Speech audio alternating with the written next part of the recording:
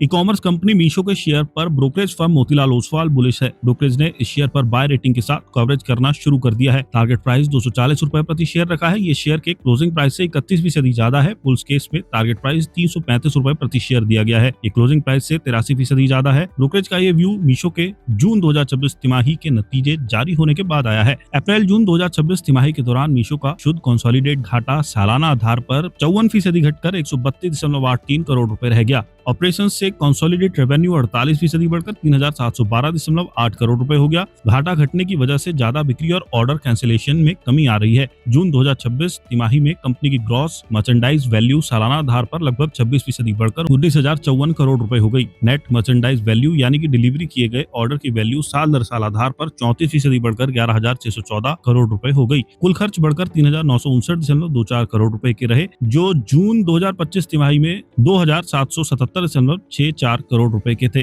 मीशो को उम्मीद है कि चालू वित्त वर्ष की दूसरी तिमाही यानी कि जुलाई सितंबर 2026 में यूजर्स की संख्या और खर्च में ज्यादा बढ़ोतरी दिखेगी, लेकिन एनएमवी की ग्रोथ धीमी रहेगी। मोतीलाल ओसवाल का कहना है कि वित्त वर्ष 2026 से 31 के दौरान मीशो की नेट मर्चेंडाइज वैल्यू 27.5% CAGR से बढ़ेगी। ये मुख्य रूप से तेजी से बढ़ते ATU और ऑर्डर करने की थोड़ी ज्यादा फ्रीक्वेंसी से प्रेरित होगी। इसके साथ ही मजबूत ऑपरेटिंग लेवरेज की वजह से वित्त वर्ष 2031 तक मीशो के adjusted market place EBITDA margin में 760 बेसिस पॉइंट्स का इजाफा दिख सकता है। यह आंकड़ा 4.75% तक पहुंच सकता है। ज्यादा एड मोनेटाइजेशन और लॉजिस्टिक्स स्प्रेड के नॉर्मलाइजेशन से वित्त वर्ष 2031 तक कंट्रीब्यूशन मार्जिन में 400 बेसिस पॉइंट्स की बढ़ोतरी हो सकती है और ये 7.5 तक पहुंच सकता है। वहीं 255 बेसिस पॉइंट्स ऑपरेटिंग लेवरेज से वित्त वर्ष 2031 तक एडजस्टेड EBITDA 4,800 करोड़ तक पहुंच सकता है। ब्रोकरेज का कहना है कि मीशो एक मल्टी साइटेड मार्केट प्लेस चलाती है जो कंज्यूमर, सेलर्स, लॉजिस्टिक्स प्रोवाइडर्स और कंटेंट क्रिएटर्स को जोड़ता है। इससे एक ऐसा सेल्फ रीइंफोर्सिंग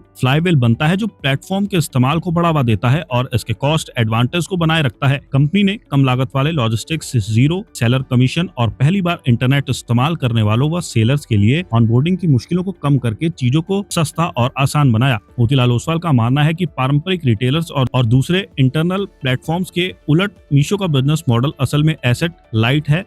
इसमें फिजिकल इंफ्रास्ट्रक्चर या इन्वेंट्री पर बहुत कम पूंजीगत खर्च की जरूरत होती है। कंपनी नेगेटिव वर्किंग कैपिटल पर भी काम करती है, जिससे बड़ी फ्लोट इनकम होती है और काफी फ्री कैश फ्लो जनरेट होता है। मीशो के स्टॉक को कवर करने वाले 14 एनालिस्टों में से 8 ने बाय रेटिंग दी है, 3 ने होल्ड और 3 ने सेल की रेटिंग दी है। मीशो के शेयरों में 27 जुलाई को गिरावट है। शेयर 1.4% की गिरावट के साथ 182.55 रुपए पर सेटल हुआ है। कंपनी का मार्केट कैप 84,300 करोड़ रुपए से ज्यादा है। मीशो का शेयर 6 महीनों में 12% चढ़ा है। ये BSE 200 इंडेक्स का हिस्सा है।